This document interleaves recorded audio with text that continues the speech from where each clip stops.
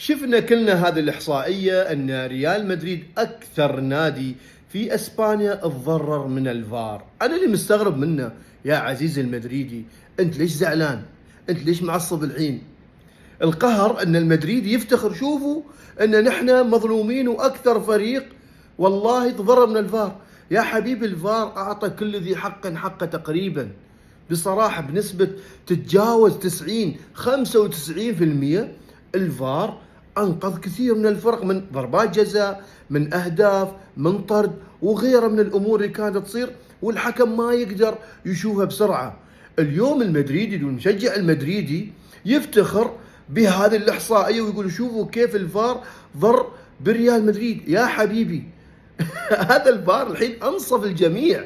هذا دليل أن ريال مدريد في السنوات الماضية قبل الفار يعني في كثير من المباريات كانوا يستفيدون من أخطاء تحكيمية بشكل كبير.